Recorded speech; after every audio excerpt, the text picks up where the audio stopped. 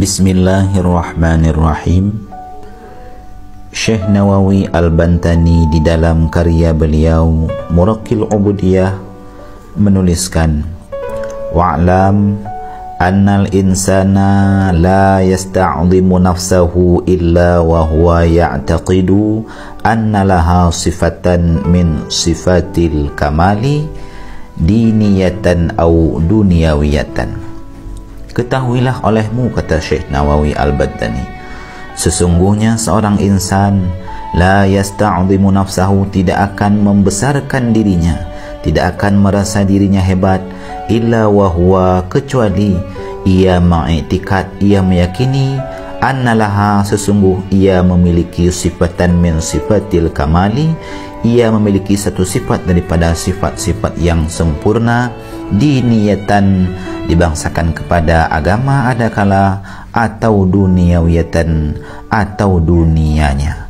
Maksudnya, kata Syekh Nawawi Al-Bantani, seorang manusia tidak akan menjadi sombong kecuali ia merasa ia memiliki kelebihan atau sifat-sifat yang sempurna adakala pandangan agama ataupun dunianya.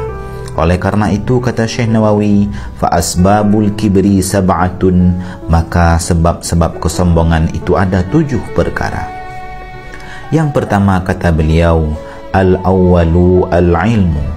Yang pertama sebab seorang menjadi sombong adalah ilmu.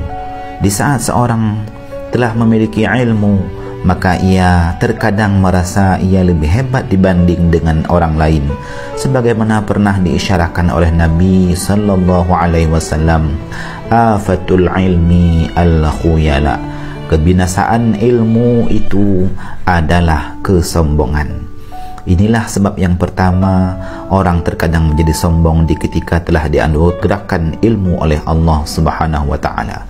Wal ilmul haqiqi, ilmu yang hakiki, itulah ilmu ya'rifu, yang ia mengenal dengan ilmu tersebut akan dirinya dan mengenal dengan ilmu tersebut akan Rabb atau Tuhannya. Inilah ilmu yang hakiki, sehingga di ketika ia mengenal dirinya ataupun Tuhannya, maka ia akan merasa hina, lemah dan seterusnya. Kemudian yang kedua, kata Syekh Nawawi Al-Bantani, wasani al-amalu wal ibadah. Yang kedua sebab daripada kesombongan adalah ilmu dan ibadah.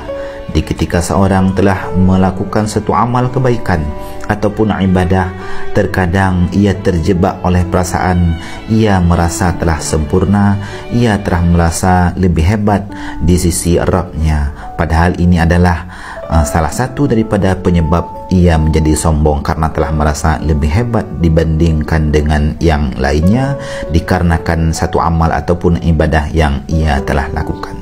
Kemudian kita lanjutkan, kata Syekh Nawawi Al-Bantani, wassababu salisu, sebab yang ketiga daripada kesombongan adalah an-nasabu, nasab, keturunan.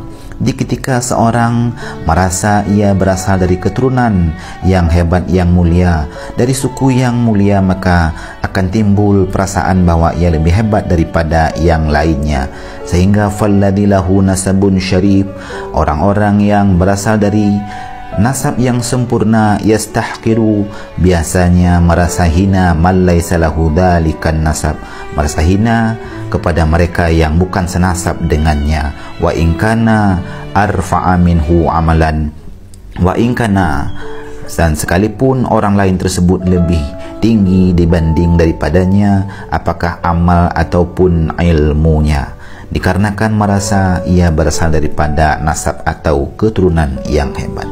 Kemudian kata Syekh Nawawi Al-Bantani, warrabi'u, yang keempat, satu sebab daripada sebab-sebab orang menjadi sombong adalah al-jamalu, kecantikan ataupun keindahan. Merasa diri lebih hebat, lebih indah, lebih cantik dibanding dengan orang lain. Ini pun menjadi sebab bahawa timbulnya perasaan sombong terhadap dirinya. Wadhalika, kata Syekh Nawawi Al-Bantani, aktaru ma yajri bainan nisa'i, ini sering terjadi terhadap orang-orang perempuan yang merasa ia lebih cantik, lebih indah dibanding dengan orang lain. Wa yad'u dzalika ilal ghibati wa dzikri uyubin nas. Sifat merasa lebih cantik, lebih indah dibanding orang lain ini akan membawa kepada ghibah, mengupat orang lain, dan akan menyebut kekurangan orang lain. Kemudian kata Syekh Nawawi Al-Bantani, wal khamisu al-malu. Yang kelima dari sebab-sebab kesombongan adalah harta.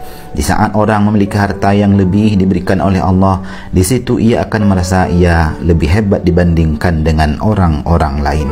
Wadhalika, kata Syekh Nawawi Al-Bantani, yajri bainal muluk. Ini sering terjadi terhadap raja-raja, kemudian para pedagang dan para saudagar-saudagar yang merasa ia telah banyak harta simpanan dan seterusnya. Kemudian kata Syekh Nawawi Al-Bantani, wasadisu, yang keenam, al-quwwah. Sebab orang menjadi sombong yang keenam adalah al-quwwatu, kekuatan, merasa dirinya lebih kuat dibanding dengan orang-orang lain. Dan yang terakhir kata Syekh Nawawi Al-Bantani, sebab kesombongan, wasabi'u al-atba'u watalamidatu wal aqaribu. Sebab yang terakhir, yang ketujuh, orang menjadi sombong adalah atba', pengikut-pengikut, watalamidatu, murid-murid, dan aqaribu, kerabat-kerabat. Wa yajri dzalika, dan ini sering terjadi terhadap mereka para raja, para pemimpin, para pembesar-pembesar pada memperbanyak atau pada banyaknya tentara, dan para ulama-ulama yang mereka merasa banyaknya pengikut-pengikut yang telah mengistifadah atau berbakti, mengambil faedah terhadap mereka. Inilah 7 penyebab daripada kesombongan yang mana mudah-mudahan Allah jauhkan daripada kita semua. Amin ya rabbal alamin.